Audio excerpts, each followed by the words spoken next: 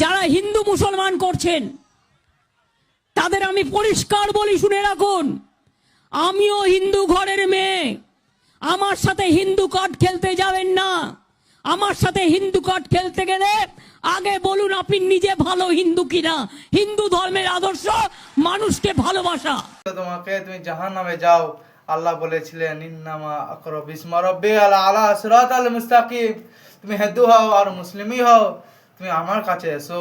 আল্লাহ বলছেন আমার কাছে এসো।